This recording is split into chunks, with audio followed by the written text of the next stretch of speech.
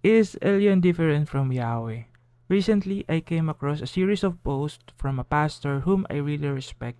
Napaka-interesting ang opinion niya dahil first time ko lang din yon mabasa.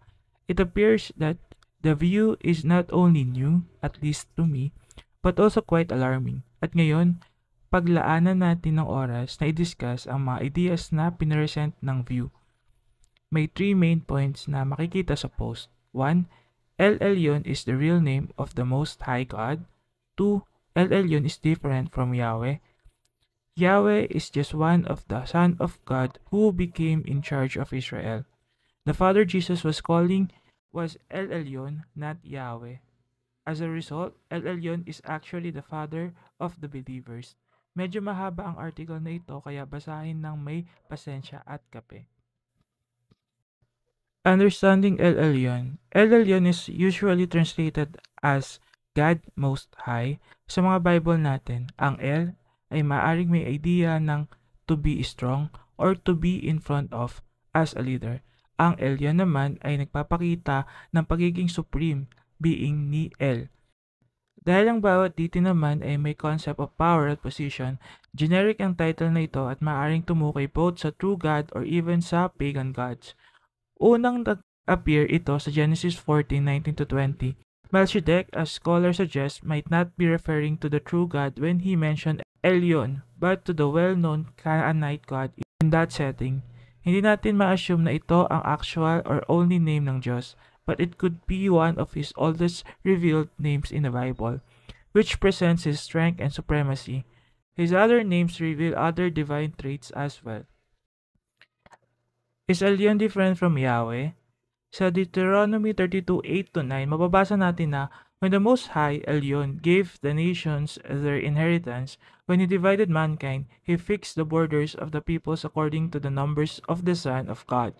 But the Lord's Yahweh portion in his people, Jacob or Israel, is allotted heritage. ESV edited. Sabi ng passage, ang Most High, Elyon, ay nag-divide sa mga nations. Hinati-hati niya ang mga ito based sa dami ng sons of God. Ang sons of God ay understood ng maraming scholars as divine being lesser than God na members ng kanyang divine council. According sa mga pinost recently, si Yahweh daw ay isa lang sa mga sons of God at sa kanya raw binigay ang Israel para pamahalaan niya. This view separate El Elyon or simply Elyon from Yahweh and makes Yahweh a lesser being than God himself. Pero ang tanong, talaga ba? May ilang points tayong dapat pag-usapan dito. It is based on the ancient myth of the 70 sons of El, parallel with the 70 nations of Gen 10. Merong myth sa ancient Near East na ang Canaanite god na si El ay may 70 sons na members ng kanyang divine council. Interestingly, may nilistang 70 nations ang author ng Genesis sa Gen 10. May nagsasabi na may connection daw ang 70 listed nations sa Genesis 10 at 70 sons of El na based sa myth. Sinabi nila na maaaring may 70 din na sons of God na ibinigay sa kanya-kanyang bansa para i-manage. Isa rito ay si Yahweh na na-assign sa Israel. Ang problema sa theory na ito ay hindi pwede nating gawing basis ang ancient myths para interpret ang biblical passages. Kung may 70 son ang pagan god na si El, ano naman, wala namang biblical verse na nagsasabi na ganun din si Lord. Pwede tayo makakuha ng insight sa mga ito pero hindi sila ang nagdidikta kung paano natin unawain ang text. Also, ang 70 listed nations sa Genesis 10 ay hindi naman kompletong listahan ng mga bansa that time. Ang mga ancient genealogies tulad nito ay hindi naman talaga detailed dahil selective lang sila.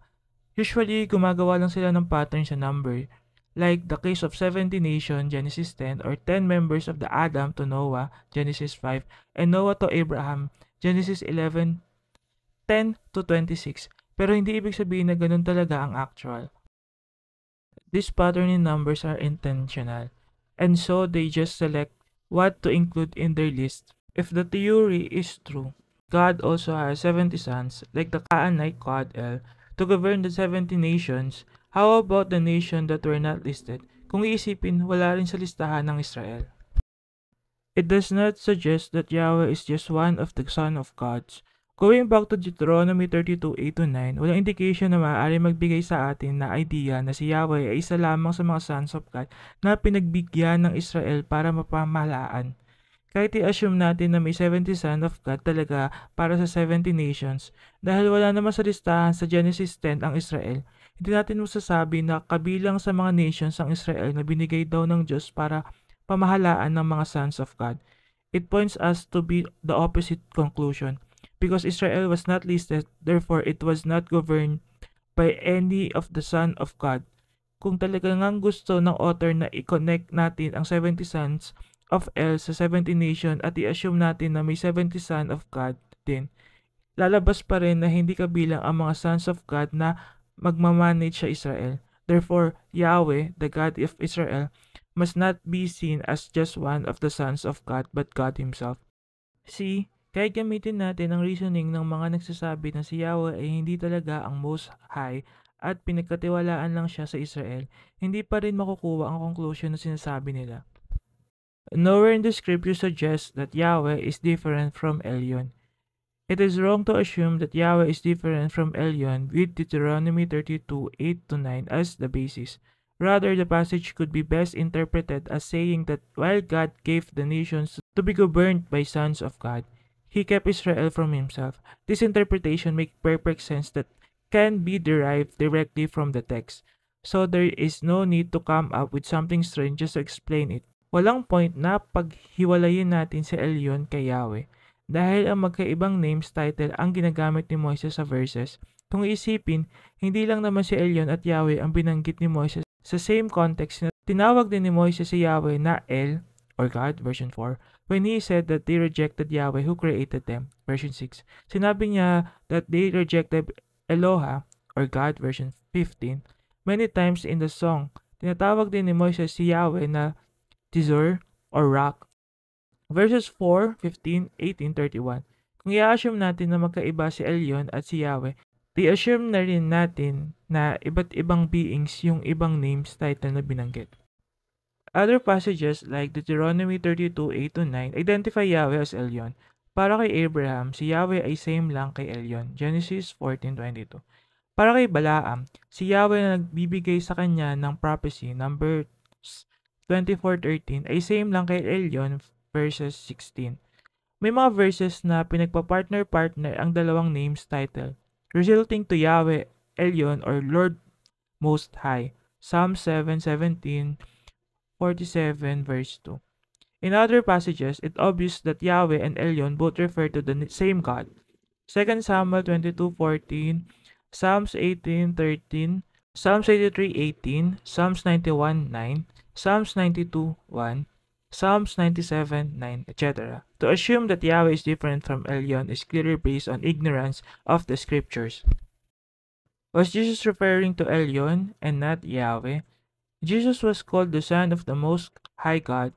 Luke 1:32-33, Luke 35, Mark 5-7, etc. At dahil wala naman any evidence sa isipin natin ng God Most High ay iba kay Yahweh, si Kristo ay masasabing Son of Yahweh. Wala namang Diyos na nire-reveal ng Old Testament maliban kay Yahweh. Deuteronomy 4:35, Deuteronomy 4:39, Deuteronomy 6:4, 1 King 8:60, Isaiah 43:10-11, etc. The rest ay may mga false god na. Pero hindi lang yon ang binanggit ng Bible. Si Kristo rin ay may divine traits na kagaya ni Yahweh kaya masasabi rin natin na siya ay Diyos. John 1:1-3, John 18, John 10:30, Colossians 1:15-19, etc. Jesus not only called God His Father but also made Himself equal with God. John 5:18. Dahil si Yahweh ang Father ni Kristo, siya rin ang masasabing Father natin bilang believers. Ang karakter ni Yahweh sa Old Testament ay consistent sa pagpapakilala ni Kristo sa Kanya sa New Testament, kaya mga both OT and New Testament sinasabi na God is unchanging. Malakay 3:6, Hebrew 1:10-12, James 1:17. So much can be said regarding the issue, but it appears that the points mentioned are enough to refute the wrong ideas. Wala namang masama na mag-evaluate ng mga less popular views dahil ang pagiging totoo ay hindi naman naka-base sa popularity. But we should also take note that at times, some views are not well accepted by many because of a reason. they are very strange. Maging mapanuri. Patuloy na salain ang lahat ng nababasa at naririnig. Stay curious. References and for further reading. This post is from the Curious Believers FB page, July 18 at 10:27 a.m. I agree for the most part except sa dalawang statement na ito. Si Kristo ay masasabing Son of Yahweh at dahil si Yahweh ang Father ni Kristo. I think this is where the confusion comes in at pwedeng mauwi sa mismong tinutuwid nating maling aral na umiikot ngayon sa FB, which is dichotomized portrayal of the Old Testament God and the New Testament God. Yahweh is not the father of Jesus. Jesus is Yahweh. Actually, the triune God is Yahweh. The Father is Yahweh. The Son is Yahweh. The Holy Spirit is Yahweh. All three persons of the Trinity. Distinguishing Yahweh and Elyon, Deuteronomy 32:8-9. When the Most High, Elyon, gave the nations as an inheritance, where he divided mankind, he fixed the border of the peoples according to the number of the Son of God, but Yahweh's portion in his people, Jacob his allotted inheritance. The evolutionary view argues that these two verses describe Elyon giving Yahweh his portion, Israel, among the nations. Thus, two deities are in view. Yahweh is one of the many sons of Elyon, and it is Elyon who gave Yahweh Israel. One obvious retort to this perspective is the parallel passage of Deuteronomy 4:19-20.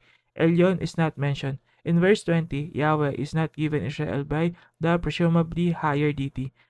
Rather, the text specifically says Yahweh took his own inheritance. This is a cause of the Sovereignty Act and would seem to nullify the assumption of two deities.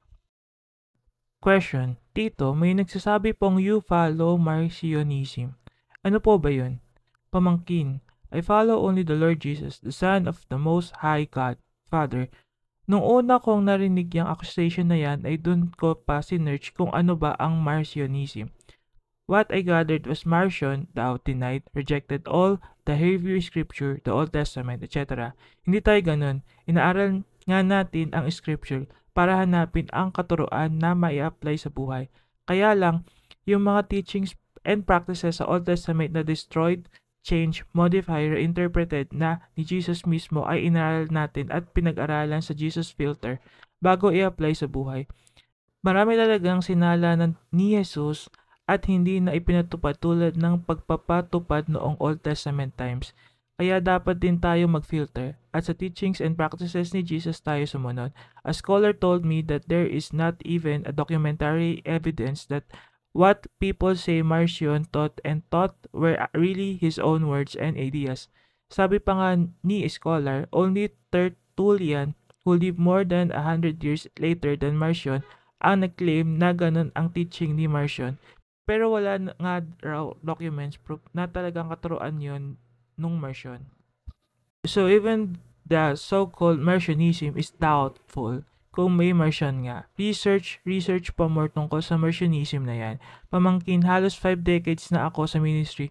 Kung may sinusundan ako sa lahat ng mahabang panahon na yan, si Jesus lamang, walang iba at walang Marcionism.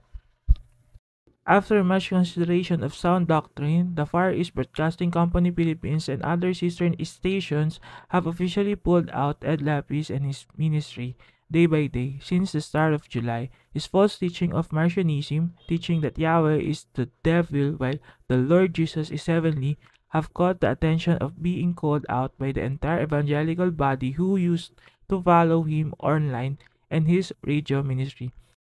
The Jesusness of Ed Lapis is not the Jesusness of the Bible, as God is truly holy and just according to the entirety of Scripture. Kamalayan by Pastor Jepo Banzuelo is rescheduled to Ed Lapis' former slot at 6:30 p.m. from 9 o'clock p.m. after FEBC Network News Hudyat Balita. As for the original YouTube post, there was no public announcement from DZAS. It was just an internal announcement concluded by, but not confirmed by DZAS, outside reliable sources like YouTube content creator. Currently, di pa din siya nahali sa program list.